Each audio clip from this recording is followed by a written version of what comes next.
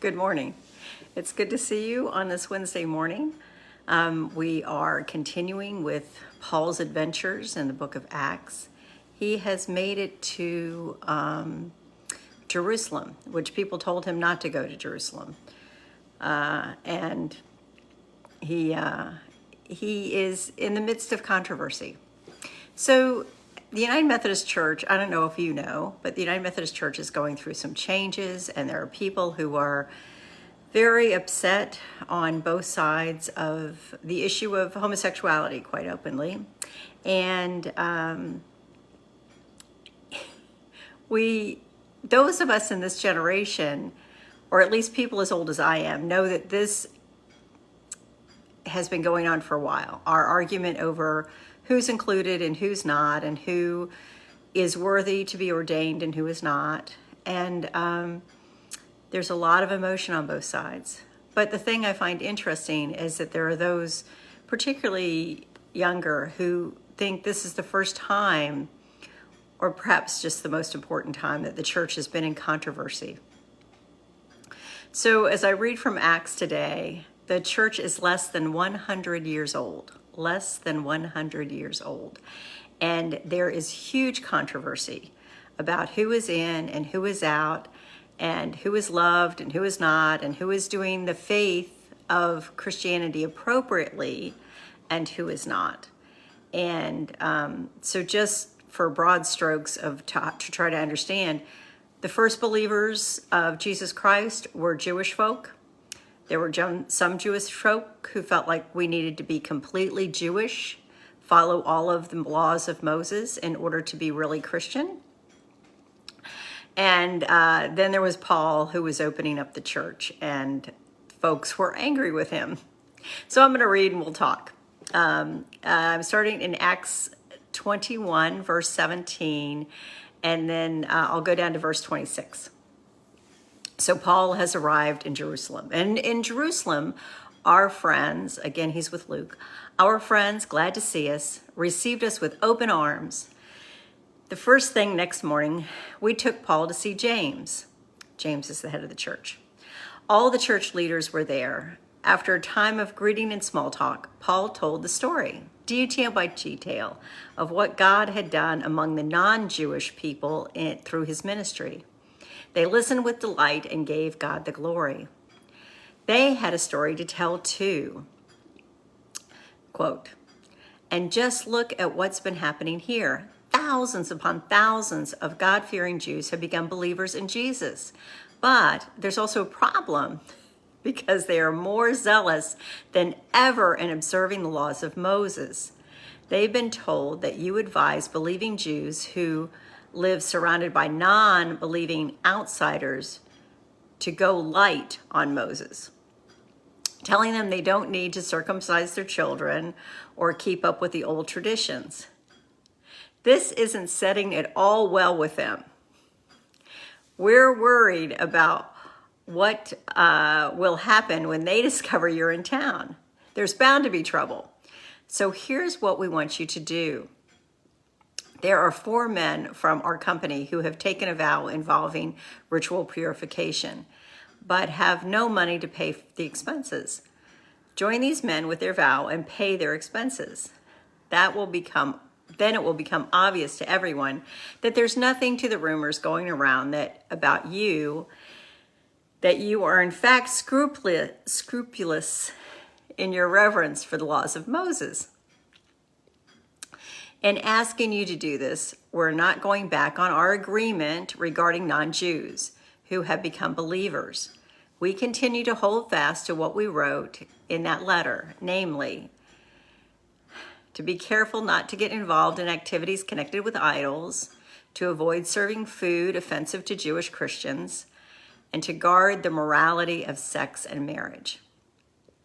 So, Paul did it. He took the men, joined them in their vows, and paid their way. The next day he went to the temple to make it official and stayed there until the proper sacrifices had been offered and completed for each of them. So here we go. We've got factions within the church. That's what we do, and we do it very well. And we've done it since the inception of the church. As soon as there could be people who say, I believe you have to do this to be to be a good Christian, and I believe you have to do that to be a good Christian, there were people on each side of whatever this and that was. And it began with Christianity, with folks who first believed and were Jewish. And for them, it made sense. I'm sure it made sense that Jesus was a good Jew, had followed all of the Mosaic laws. That is, so the first 5 books of the Bible are considered written by the prophet Moses and are the Pentateuch. And within it are all the laws that the Jews were supposed to follow. It wasn't just the 10 Commandments. If you want to have a really interesting read, you can read through the book of Leviticus that has literally 1,000 rules about how to live as the people of God. And so those who became Christians, particularly within Jerusalem, that has a very strong Jewish community, and had been Jewish, they continue to do everything they've done since they were young. And they continue to do it in their families as well. So just as men were circumcised when they were children, they circumcised their children because they believe it's pleasing to God, because they believe that that's the right way to do faith in the one true God. And for them, there wasn't an interruption or a difference between what Jesus was doing in worshiping the God of the Hebrews and what they were doing. And not only that, what we do continually as human beings is say, if I believe that this is the right way to worship God, then everyone should worship God this way, because me and my buddies, we're convinced. And so you and your buddies must be wrong. And that's what's happening in the midst of this. And so James, actually, who is the brother of Jesus, who is the leader of the church in Jerusalem, says, let's make nice, which is, again, something we try to do in the church. Let's make nice. And Paul, let me tell you that there's people who are doing the ritual purification. Okay, so ritual purification was what Jewish men did during certain times in their life. They had a time in which they would do no work, and so probably that was part of what the money needed to be done. They would make special offerings to the temple. Again, Paul is going to cover these other guys' way with the special offerings in the temple. They also didn't cut their hair. Again, not quite clear where all of this came from. And I haven't read the book of Leviticus lately. But so all of these things were being done by these men who were Jewish Christians and believed that it was a good thing to continue the Jewish tradition of having a time of purification.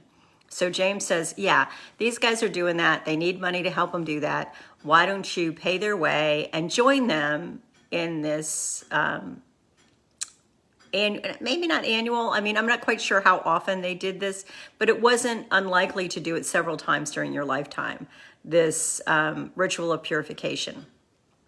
And so Paul says, cool, I'll do that. And again, Paul doesn't really want to cause trouble. He doesn't want to say that their way of doing Christianity is wrong. He simply wants to say there's more than one way to do Christianity. Again, think about the church. That's all we've done is yell at each other. Well, anyway, I'm getting a little overzealous. But anyway, quite often we have been not nice to each other in terms of saying who has the right way of being a Christian. And I read you the Council of Jerusalem probably a month ago or so that said they had made a decision that the right way to do Christianity was to not upset your Jewish Christian friends. So don't be hanging out in your old idol worship places. Don't be eating food that's suspect in terms of having been sacrificed to an idol. And be reasonable and caring about how you live in sexual relationships and in your marriage relationships. That was it. That was the basis of this Christianity, and believe that Jesus Christ is the Son of God. Um, but I just find this fascinating as I read through it slowly, that particularly today, when there will be a new denomination of the Methodist Church opening on May 1st, the Global Methodist Church. And I'm not having a conversation about that, but I'm just saying there's a new Methodist Church that because people in United Methodism don't feel like we are being selective enough about who is ordained and who is not ordained. There's other issues, but that's the biggest one. And there are some in the church who feel like this is ground that we've never gone over before. And all I'm saying is that's all the kind of ground the church has gone over, is being upset with one another. And so from my seat here in my little condo, and again, I have a very easy life and compared with many on the planet, but from my seat, what Jesus said to do was to love one another as I have loved you. And I know that the older I am, the more I realize the complexity of what human beings' lives are and how hard it is not only to receive the forgiveness of God and understand themselves as loved and precious, but also that judging somebody else's life by my life isn't helpful because their lives have been so complicated. Maybe yours hasn't been. Most people I meet are very complicated. And so here, Paul is happy to be in Jerusalem, happy to be with longtime friends who have lived deep into the faith of Jesus Christ, and willing to try to comply with what the leader of the church, James, believes will be helpful in keeping the peace. Again, you think about what Paul wrote in the letter saying, as much as it is within your power, keep with peace and harmony with one another. But, spoiler alert, next week, not so much. The people who are in the right and believe that you really need to follow all of the law of Moses in order to be a good and sound Christian, get upset with Paul. So for those of us who feel maybe the church is moving too fast or changing too much, understand that probably there aren't many of you out there who are following the entire law of Moses in order to live out your Christianity. And if the guys who were conservative in the first century had their way, we would be.